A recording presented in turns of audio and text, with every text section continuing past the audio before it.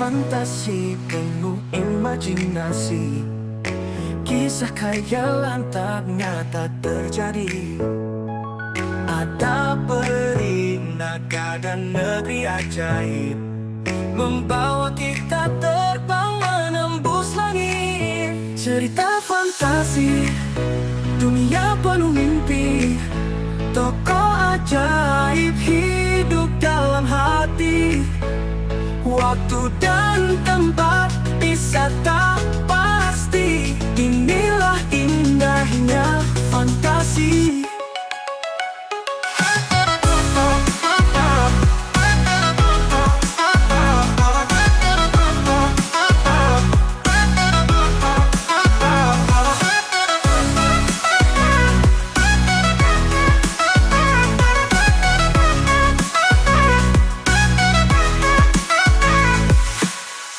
Tokoh nyata berpadu hayalan, peristiwa ajaib penuh keindahan. Awal perkenalan, konflik pun datang, hingga akhir cerita jadi gemilang. Cerita fantasi, dunia penuh mimpi, tokoh ajaib hidup dalam hati. Waktu dan tempat bisa tak pasti, inilah indahnya fantasi. Halo Sobat Belajar, bagaimana kabar kalian hari ini? Ya, hari ini kita akan memasuki sebuah pintu imajinasi. Lewat kata-kata, kita bisa menjelajah tempat yang belum pernah kita kunjungi, bertemu dengan tokoh ajaib, bahkan menciptakan dunia yang hanya ada di pikiran kita. Jadi, siapkan rasa ingin tahu dan kreativitas kalian, karena kita akan belajar seru tentang cerita fantasi. Oke, sebelum kita belajar, coba kalian perhatikan tujuan pembelajaran yang ada di depan. Nah, Sobat Belajar, setelah kita sudah masuk dan menikmati dunia fantasi, kalian diharapkan mampu mencapai tujuan pembelajaran di depan. Sudah siap belajar hari ini, Sobat semua? Baik. Mari kita saksikan video berikut ini.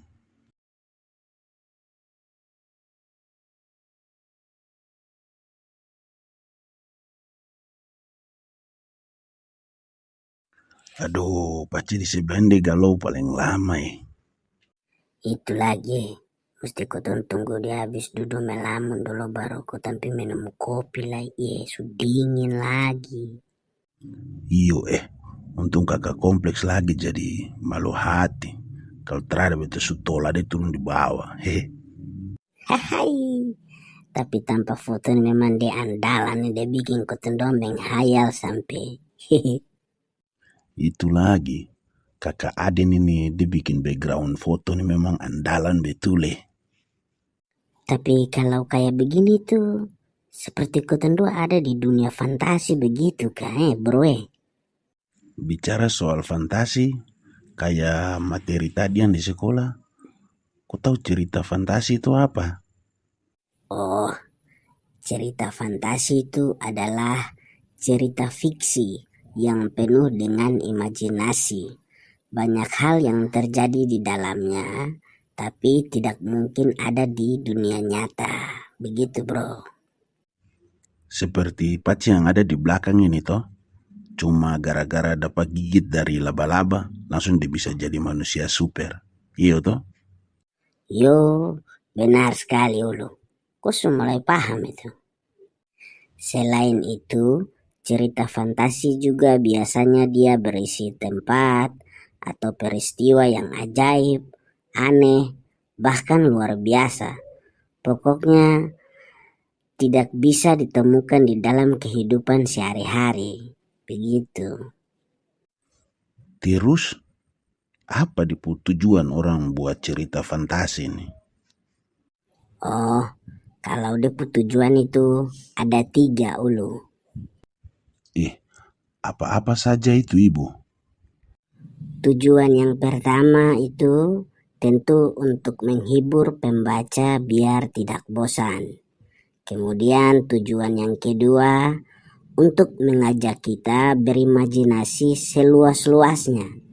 Dan tujuan yang ketiga, seringkali ada pesan moral atau nilai kehidupan yang disisipkan meski ceritanya itu penuh dengan hal ajaib. Wah, jadi meski dia hanya cerita imajinasi, tetapi tetap bisa kasih pelajaran hidup. Justru disitulah menariknya. Lewat tokoh-tokoh unik dan peristiwa yang luar biasa, penulis bisa menyampaikan pesan penting di dalamnya. Berarti pasti cerita fantasi ini ada dia punya ciri-ciri toh, bro. Tentu ulu, namanya juga sebuah teks cerita. Pasti ada dia punya ciri-ciri toh. Kalau begitu, Ibu, dia punya ciri-ciri itu apa?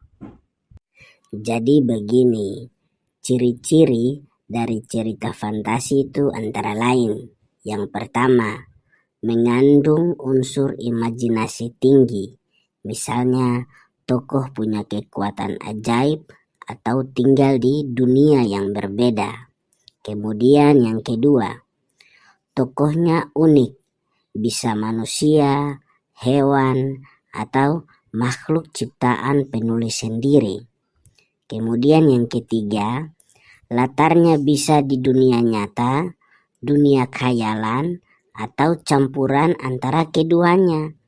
Dan ciri-ciri yang keempat adalah peristiwanya tidak masuk di akal atau tidak mungkin terjadi di dunia nyata, seperti terbang tanpa alat, bicara dengan hewan, atau waktu yang bisa melompat jauh ataupun bisa waktu diputar kembali.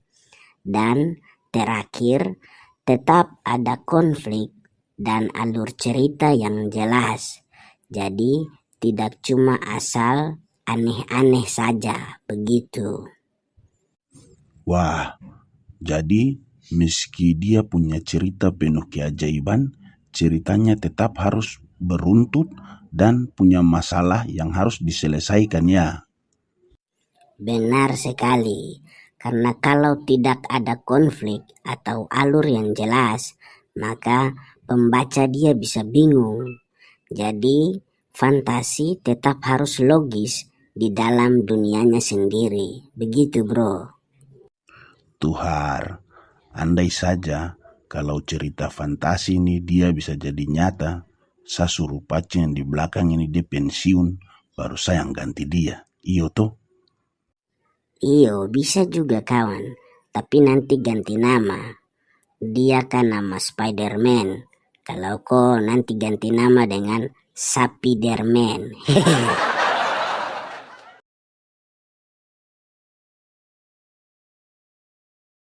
Ibu, kata-kata untuk hari ini dulu.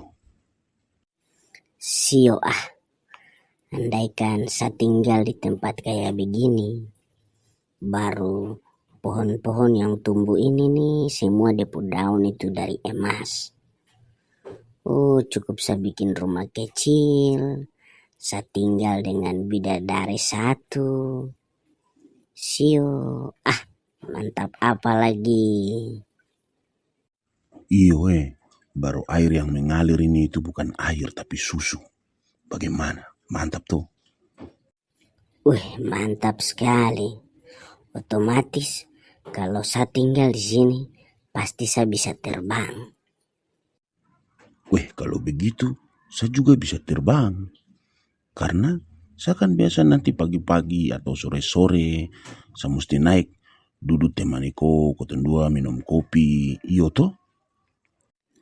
Jangan. Yang terbang itu saya saja. Kau jangan terbang lagi. Saya juga mau terbang. Sudah gampang, nanti saya ikat tali di pohon di belakang itu, baru sakas turun di bawah. Tinggal nanti kalau kau mau naik, kau tinggal panjat-panjat tali itu saja toh, bagaimana? Iya sudah, terserah kau sudah. Kau mau melayang kah, terbang kah, lompat kah, terserah. Hehehe. Oke, Ibu, sudah cukup berfantasinya. Sekarang saya mau tanya kau dulu, soalnya saya ini masih penasaran. Pasti cerita fantasi ini juga ada dia punya struktur toh? Betul kawan, dia punya struktur itu ada 3 bagian utama. Yang pertama itu orientasi, yang kedua itu komplikasi, dan yang ketiga itu resolusi. Coba kau jelaskan satu-satu dulu. Oke, yang pertama itu tadi kan orientasi, yaitu bagian awal cerita. Di sini biasanya dikenalkan tokoh, latar, dan suasananya. Contohnya itu, di sebuah desa terpencil, hiduplah seorang anak bernama Leo yang bercita-cita terbang ke bulan. Nah, dari kalimat itu saja, Kotong langsung tahu siapa dia punya tokoh, di mana dia tinggal, dan apa mimpinya. Oh, jadi orientasi itu semacam pembukaan atau perkenalan biar pembaca kenal dulu sama dia punya tokoh dan dunia ceritanya. Benar sekali kawan. Nah, sekarang yang kedua. Kedua itu kan tadi komplikasi. Nah, di bagian ini itu isinya adalah masalah atau konflik yang harus dihadapi oleh tokoh utama. Contohnya, suatu malam desa Leo diserang oleh pasukan raksasa dari langit. Nah, dari situ mulai ada ketegangan. Iyo toh? Seru bro. Jadi tanpa konflik ceritanya pasti membosankan Iya, benar sekali. Nah, yang bagian ketiganya ini adalah resolusi. Di resolusi ini isinya adalah penyelesaian masalah. Bisa berakhir bahagia atau sedih. Contohnya, dengan sayap emas ajaib, Leo mengusir para raksasa dan menyelamatkan desanya. Jadi, ada solusi dari masalah yang dihadapi oleh Leo tadi yang raksasa serang dia punya desa itu. Begitu bro. Oke, berarti kalau beta mau bikin cerita tentang sekolah yang bisa pindah tempat, orientasinya beta kenalkan sekolahnya dulu dan murid-muridnya. Terus komplikasinya bisa sekolah itu tiba-tiba hilang kendali. Lalu resolusinya murid-murid menemukan cara mengembalikannya. Begitu, bagaimana? Mantap, itu benar sekali. Sudah sesuai dengan struktur cerita fantasi. Terus Ibu, kalau soal bahasa yang dipakai dalam cerita fantasi itu, ada aturan khusus lagi kah? Adalah bro, itu dia punya nama kaidah kebahasaan. Ada beberapa yang penting. Coba kasih tahu beta dulu Ibu. Yang pertama kata ganti orang. Itu seperti aku, dia, mereka. Terus yang kedua kata sifat. Misalnya ajaib, aneh, misterius, raksasa, kecil mungil, gitu. Nah yang ketiga kata kerja mental. Contohnya membayangkan, merasakan, menginginkan. Kemudian yang keempat itu dialog. Biar ceritanya lebih hidup kayak percakapan kita ini. Nah, Sama yang terakhir, kata keterangan waktu dan tempat. Misalnya pada suatu hari, di kerajaan awan, atau di masa depan. Itu bro. Oke Ulu, berarti kalau beta tulis begini, aku merasakan getaran aneh di sekolah ajaib itu, lalu membayangkan apa yang akan terjadi di masa depan. Nah, kalau begitu berarti beta sudah pakai kata ganti, kata sifat, kata kerja mental, dan keterangan waktu toh? Betul sekali Ulu. Kau sudah menggabungkan banyak kaidah kebahasaan. Tinggal kau susun ke dalam struktur orientasi, komplikasi, dan resolusi. Maka jadilah sebuah cerita fantasi yang menarik bro. Berarti sebentar nanti beta pulang, beta tes tulis cerita fantasi satu dulu Mantap. Untuk sementara ini ketunda duduk-duduk nikmati suasana pemandangan sore hari ini dulu. Siapa tahu mungkin kau bisa dapat inspirasi lagi. Hehe.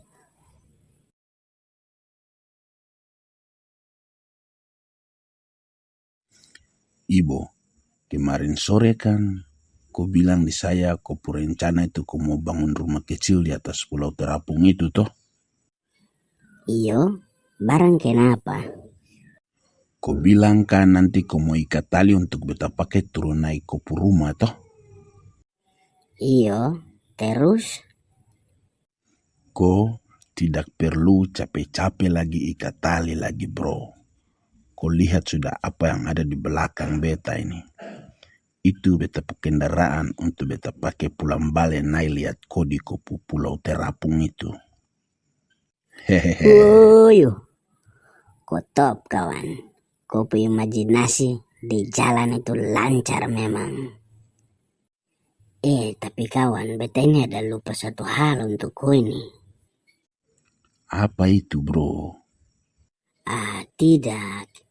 Kemarin kan Kotendua bahas pengertian cerita fantasi, ciri-ciri cerita fantasi, struktur cerita fantasi, kaidah kebahasan yang ada pada cerita fantasi. Nah, sekarang saya juga baru ingat kalau cerita fantasi itu ada 2 jenis bro. Oh iyo kah? Barang 2 jenis cerita fantasi itu apa-apa saja Ibo? Nah, yang pertama itu ada fantasi murni. Nah, jenis cerita fantasi murni ini adalah cerita yang seluruh isinya benar-benar hasil imajinasi. Tidak ada unsur nyata sama sekali. Misalnya, sebuah negeri di atas awan dan semua penduduknya bisa terbang. Itu jelas tidak ada di dunia nyata bro. Wah, berarti fantasi murni ini benar-benar hayalan penuh Mulai dari dia punya toko, dia punya dunia, sampai dia punya peristiwa, semua itu memang tidak ada di dunia nyata bro. Ya, tepat sekali. Nah, yang jenis kedua ini dia punya nama itu fantasi irisan. Fantasi irisan ini merupakan kebalikan dari fantasi murni. Dia menggabungkan unsur nyata dengan unsur fantasi. Jadi, sebagian ada di dunia nyata, tapi dicampur dengan hal-hal ajaib. Misalnya, sekolah di kota biasa, tapi murid-muridnya punya kekuatan super. Seperti itu bro. Oke, berarti kalau saya tulis seperti begini. Suatu hari di SMP Negeri 1 Karas mengalami musibah kebakaran yang dahsyat. Namun, terlihat siswa-siswinya melakukan sebuah formasi yang mampu membuka sebuah lubang portal. Kemudian, mereka mengalihkan api itu ke laut. sehingga mereka beserta bangunan sekolah mereka bisa terselamatkan. Kalau begitu, bagaimana bro? Atau mungkin kau ada contoh lain lagi kah bro? Kau contoh cerita fantasi tadi itu mantap itu bro. Tapi kalau kau mau saya kasih satu contoh juga bisa. Iyo, coba kau kasih satu lagi dulu. Oke. Pada suatu hari di hutan Papua yang rimbun, hiduplah seekor burung cendrawasih yang bulunya berkilau seperti emas. Tidak ada yang tahu sebenarnya burung itu adalah penjaga pelangi. Setiap kali hujan berhenti, ia mengepakkan sayapnya dan muncullah pelangi di langit. Namun, suatu hari seekor naga hitam mencoba mencuri warna-warna pelangi agar dunia menjadi kelam. Burung cendrawasih pun terbang tinggi melawan naga dengan nyanyiannya yang ajaib. Suaranya begitu merdu hingga naga itu tertidur lelap. Dengan cepat, cendrawasih mengembalikan warna-warna pelangi ke tempat semula. Sejak saat itu, setiap orang yang melihat pelangi percaya bahwa ada seekor burung cendrawasih yang menjaga keindahan langit. Mantap. Nah, dari contoh yang baru saya sampaikan dan contoh yang tadi kau sampaikan, itu sama-sama berjenis cerita fantasi irisan, di mana Kopu cerita tentang SMP Negeri 1 Karas. Nah, SMP Negeri 1 Karas itu kan memang benar-benar ada. Kemudian kalau yang saya ceritakan tentang burung cendrawasih di Papua. Nah, burung cendrawasih di Papua itu kan memang benar ada. Tetapi kalau kau punya, tadi kan kau kasih dia punya siswa itu memiliki kekuatan super.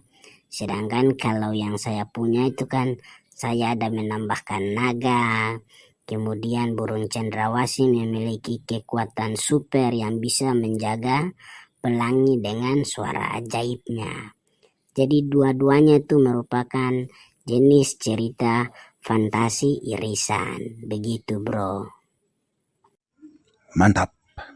Kali ini saya benar-benar paham tentang apa itu cerita fantasi. Sip. Oke, kalau begitu kau berdiri sudah, lah kau gonceng beta. Supaya kau tendua terbang terputar-terputar dulu dengan kau pun naga ini.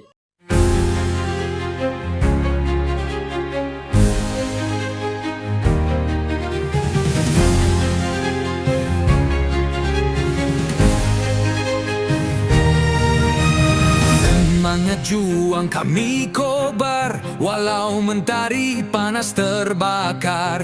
Pantang mundur sampai cerdas, majulah SMP Negeri 1 Karas.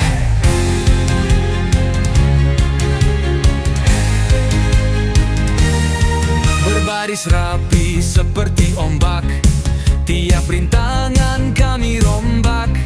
Hormati guru dan juga teman, bangun bangsa tanpa keraguan. Jayalah selalu sekolahku, bersinar terang selalu maju. Kami bangga sepanjang masa di ujung negeri Bahamata. Jayalah selalu sekolahku, bersinar terang selalu maju. Kami bangga sepanjang masa di ujung negeri Bahamata.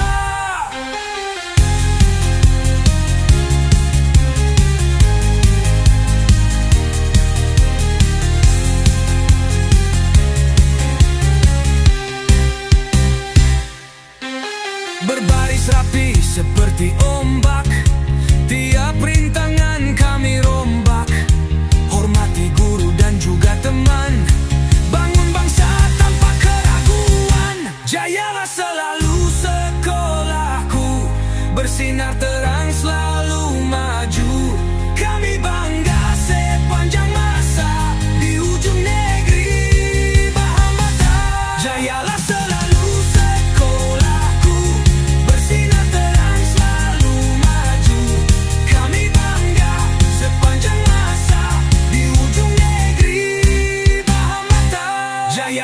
lalu sekolahku bersinar terang selalu maju.